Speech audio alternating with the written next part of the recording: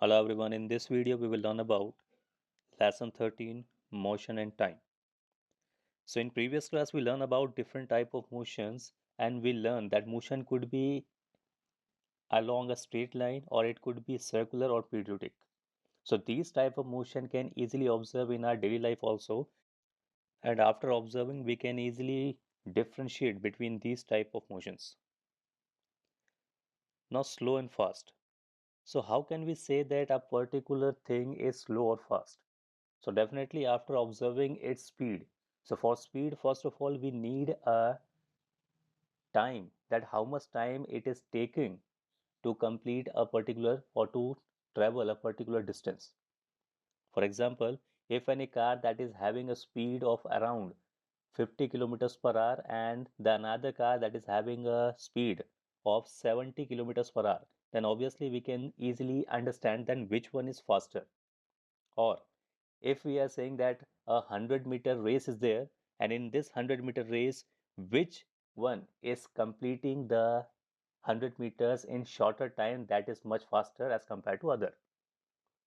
So similarly, if any person who is traveling or who is completing the 100-meter in greater time, in that it is slower as compared to other. So in this way, we can easily decide that which one is slow and which one is fast. So after observing the speed of any object or the movement of any object, if it is traveling in a straight line, then we can easily observe it. So if more than two or three cars are running on the same road in a straight line, so the car that covers greater distance in shorter time, we can easily say that it is faster than other. Now what is speed? So we probably familiar with this word.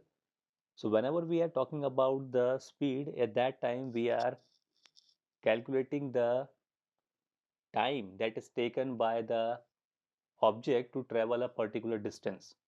So if we are saying that a car is having the speed of 40 kilometers per hour, in that case we can say that a car which is moving at the speed of 40 kilometers per hour, that means it will travel 40 kilometers, or it will cover 40 kilometers in upcoming for 1 hour if it is constantly moving in a constant speed.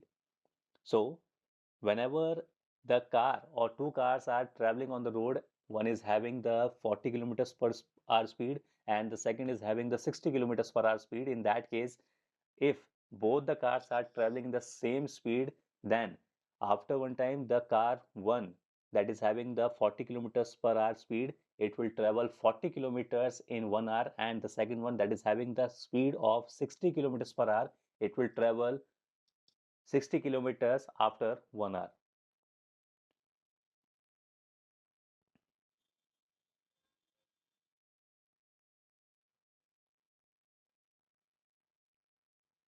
Now here we will calculate the average speed of any object, because whenever a car is moving on the road, it is not having the constant speed all the time, because at the starting, whenever it starts, it will having the less speed, and after some time it will getting the speed, higher speed, and after some time might be possible it is using the brakes, so its speed will also slow down.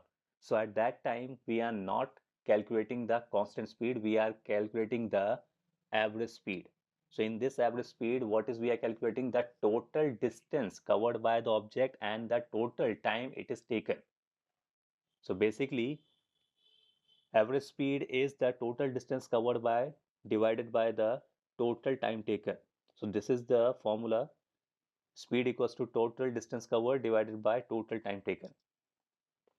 And the common or the normal speed formula is the distance covered by an object in per unit time. But here we are calculating the total distance covered by the object divided by the total time taken. So this is the formula how we can calculate the speed. Now what is non-uniform and uniform motion? So if any object who is moving in a straight line, suppose we are talking about a car and that car is moving on a straight road, then this type of motion is known as the uniform motion. But suppose any object which is moving in a zigzag like road, that means a car is not moving on a straight path, it is moving in a uneven path. in that case, that type of motion is non-uniform motion.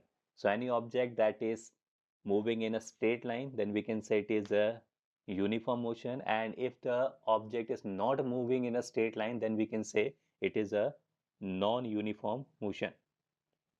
So for non-uniform motion, we can calculate the average speed, and for uniform motion, we can calculate the speed.